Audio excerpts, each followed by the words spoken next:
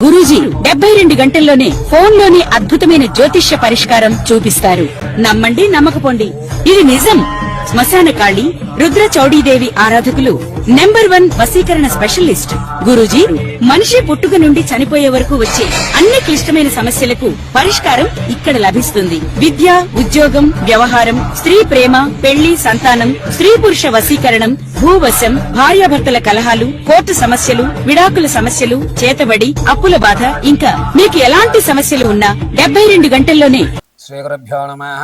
హరి ఓం. జగతం పితరం వందే పార్వతీ పరమేశ్వరం. తులారాశి వారు ఈ ద్వితీయార్థంలో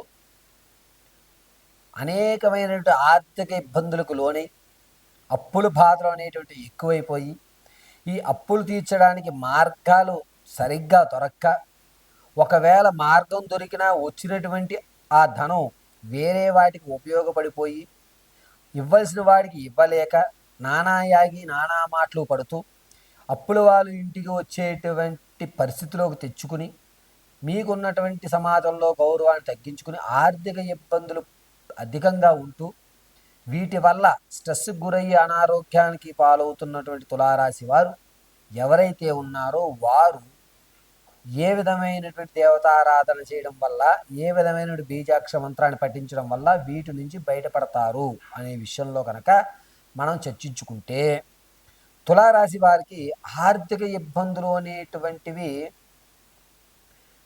నవంబర్ వరకు కూడా ఇలా వెంటాడుతూనే ఉంటాయి. ధనం అనేటువంటిది రాదు.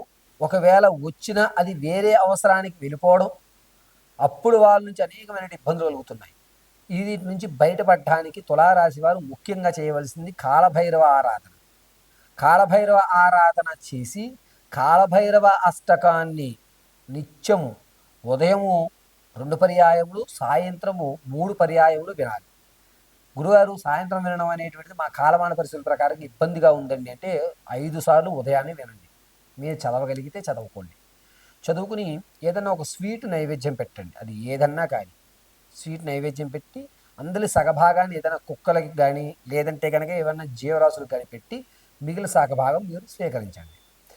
దీనివల్ల మీకు ఎక్కడి నుంచి అయితే అప్పు తెచ్చుకుని వేరే దానికి ఖర్చు పెడుతున్నారో ఆ ఖర్చులు తగ్గుతాయి.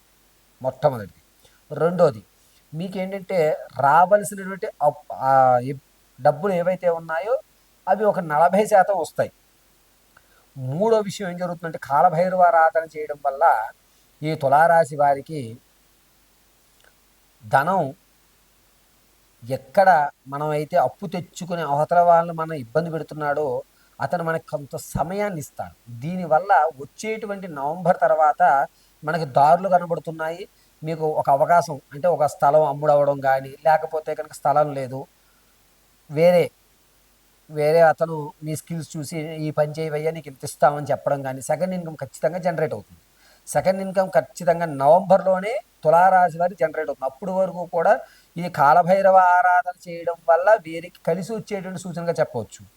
కాలభైరవ ఆరాధన తులారాశి వారు చేసుకోవడం వల్ల 3-4 నెలల వరకు, అంటే మనకి ధనం వచ్చేంత వరకు అప్పులు వాడు అవుతాడు.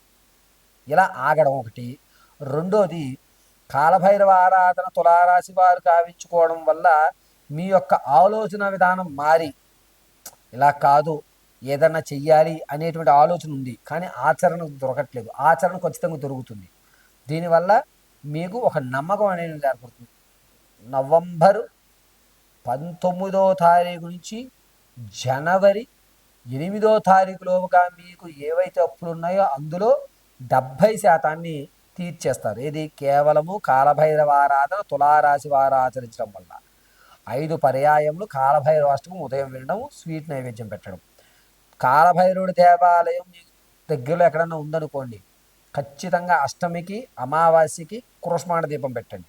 గురుగారు, క్రోష్మాండ దీపం అంటే అంత ఖర్చు మనం పెట్టుకోలేము గురుగారు అనుకుంటే కనుక, మట్టి ప్రమిదిలో వేప నూనె, నువ్వుల నూనె, ఆముదము, ఈ 3 నూనెలు కలిపి ఏకం చేసి ఒక మట్టి ప్రమిద పెట్టి అందులో ఎర్రటి ఒత్తుతో వెలిగించండి. 2 దీపారాధనలు చేయండి.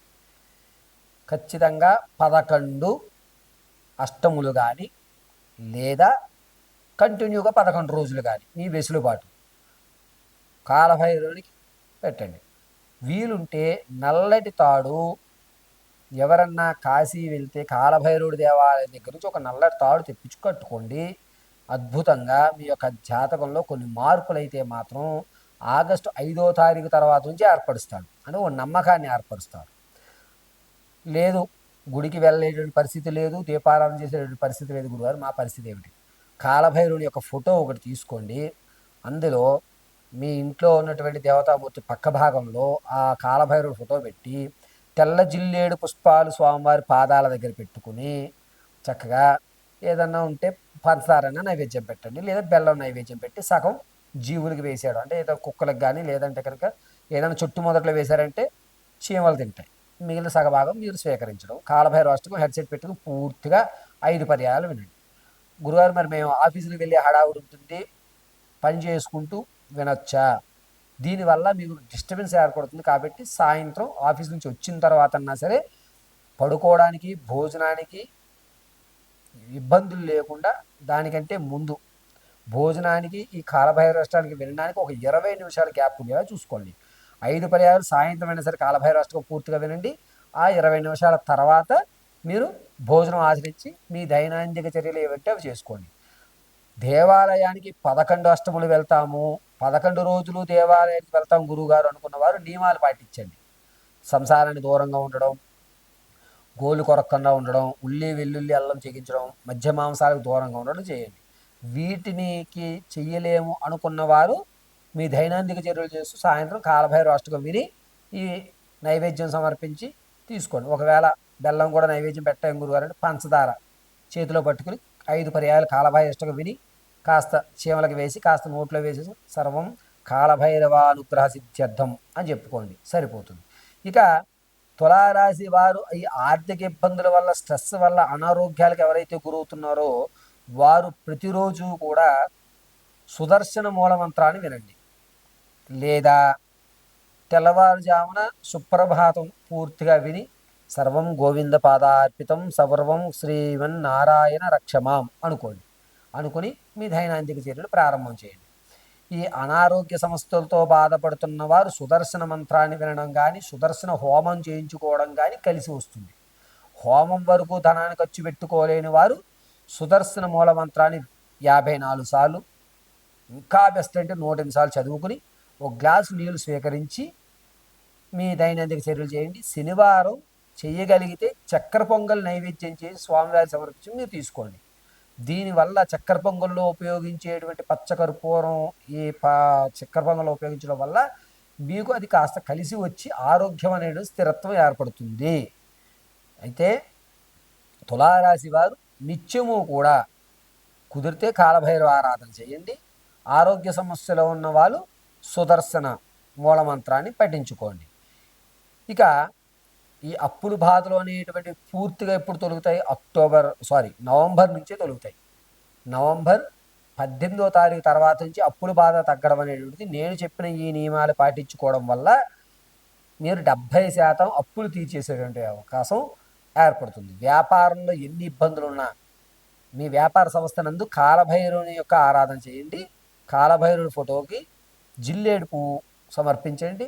సూక్ష్మంలో మోక్షం, చిన్న చిన్న పరిహారాలే కాబట్టి మీకు అందరికీ కూడా కలిసి వస్తుంది.